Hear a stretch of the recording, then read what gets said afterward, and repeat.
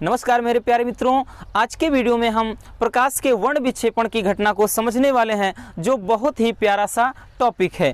तो प्रकाश का वर्ण विक्षेपण किसे कहते हैं? वर्ण यानी रंगों का, विक्षेपण यानी अलग होना। तो कहते किसे हैं, परिभाषा समझ लेते हैं कि जब श्वेत प्रकाश को, श्वेत यानी सफेद प्रकाश को, जैसे सूर्य का प्रकाश होता है, जब श्वेत प्रकाश को प्रिज्म से गुजारा जाता है तो 7 रंगों की एक पट्टी बन जाती है।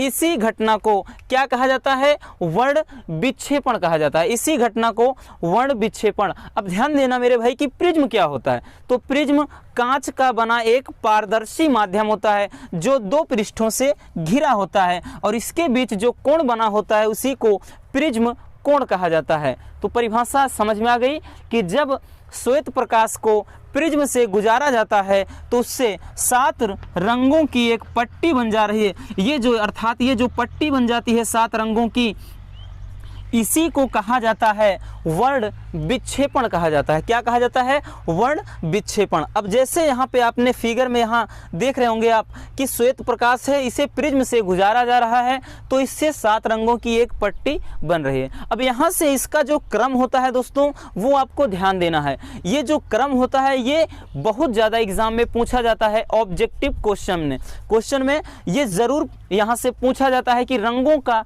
क्रम क्या होता है। तो इसके लिए आप एक ट्रिक के माध्यम से भी इसे समझ सकते हैं। क्या होता है? विबग्योर। यहां से ध्यान देना, ऑब्जेक्टिव क्वेश्चन ये इधर उधर रंगों को आगे पीछे करके आपसे पूछ सकता है। इसलिए ध्यान देना मेरे दोस्त कि जो इस रंगों का क्रम होता है नीचे से ऊपर की तरफ विबग्योर होता है। वी यहाँ वायलेट यानी क्या होता है? बैगनी, फिर इंडिगो यानी जामुनी, ब्लू यानी नीला, उसके बाद ग्रीन हरा, येलो पीला, और उसके बाद ऑरेंज नारंगी, और यहाँ से रेड लाल। ये रंगों का क्रम होता है। और इसमें एक चीज़ ध्यान देना, इसके उदाहरण भी पूछे जाते हैं, बट इसको के उदाहरण को हम बाद में समझेंगे अच्छे से एक वीडियो के माध्यम से कि इस पे जो घटना होती है इंद्रधनुष का बनना, वो कैसे बनता है, इसके लिए हम वीडियो अलग से देखेंगे। ठीक, क्योंकि उसमें जो होता है इंद्रधनुष जब बनता है मेरे भाई, तो वो जल की बूंदों के कारण, वायुमंडल में जब वर्षा के बाद जल की बूंदें विद्यमान होती हैं तो उनके कारण इंद्रधनुष बनता है। तो वो बूंदें ही प्रिज्म का कार्य करती हैं, फिर इंद्रधनुष बादलों में अर्थात क्या होता है? बनता है। ठीक, तो यहाँ से और इसमें जो ध्यान देना है कि तरंग दैर्घ्य की अगर हम बात करें दोस्तों, तरंग दैर्घ्य, अगर हम तरंग दैर्घ्य की बात करें तो लाल रंग का मैक्सिमम होता है। लाल रंग का दोस्तों अधिकतम होता है, सबसे अधिक मैक्सिमम होता है, ध्यान देना।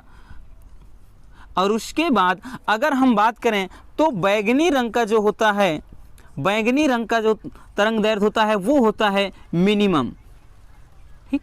तो सबसे अधिक किसका होता है? लाल रंग का। सबसे कम किसका होता है? बैगनी। क्या होता है? तरंग दैर्घ्य की बात कर रहे हैं, ठीक है ना, वर्ण विक्षेपण की बात हम नहीं कर रहे हैं अभी। अब यहां से हम समझ लेते हैं कि जो वर्ण विक्षेपण की बात करें मेरे भाई, वर्ण विक्षेपण, तो वर्ण विक्षेपण ये चीज भी ऑब्जेक्टिव क्वेश्चन बहुत पूछे जाते हैं। तो वर्ण विक्षेपण में लाल रंग का सबसे कम होता है, लाल रंग होता है मिनिमम, सबसे कम वर्ण विक्षेपण किसका होता है? लाल रंग का। इसी कारण क्या होता है दोस्तों, ध्यान देना, लाल रंग का वर्ण विक्षेपण सबसे कम होता है। इसी के कारण जो ये रंग क्या होता है?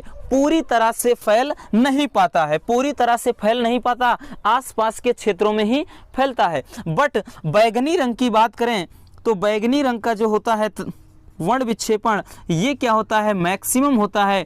इसी के कारण क्या होता है? ये पूरी तरह से फैल जाता है। और बैगनी रंग का जब पूरी तरह से फैल जाता है तो आकाश इसी कारण ही क्या होता है? नीला दिखाई देता है, क्योंकि बैगनी रंग का वर्ण विक्षेपण और प्रकीर्णन सबसे अधिक होता है, जबकि लाल रंग का सबसे कम होता है। इस बात को ध्यान देना मेरे दोस्त। और उसके बाद तरंग दैर्घ्य की बात करें तो तरंग दैर्घ्य लाल रंग का सबसे अधिक होता है, और तरंग दैर्घ्य अधिक होने के कारण ये तरंगों के रूप में दूर से भी हमारे आंखों तक आसानी से पहुंच जाता है। और इसी बेसिस पे के खतरे के जो सिग्नल होते हैं वो लाल बनाए जाते हैं, और जो भी लाल रंग की जो बत्तियां होती हैं अर्थात खतरे की, वो भी क्या टावर वगैरह में आप देखे होंगे उसमें भी लाल रंग का ही होता है।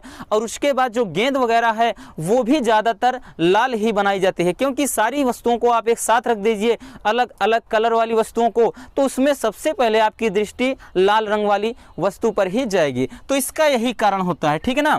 तरंग दैर्ध्य लाल का सबसे अधिकतम, बैगनी का न्यूनतम, और जबकि वर्ण विक्षेपण की बात करें तो लाल रंग का सबसे कम होता है और बैगनी रंग का वर्ण विक्षेपण सबसे अधिक होता है। तो चीज़ें क्लियर हो गई। आई होप कि वीडियो पसंद आई होगी। अगर वीडियो अच्छी लगी तो प्यार से एक लाइक कर देना, और हमारे चैनल पर पहली बार विजिट कर रहे हैं तो मेरे भाई प्यार से चैनल को सब्सक्राइब कर लेना। आप इसको स्क्रीनशॉट कर लीजिए। फिर हम मिलते हैं एक नेक्स्ट मज़ेदार टॉपिक के साथ।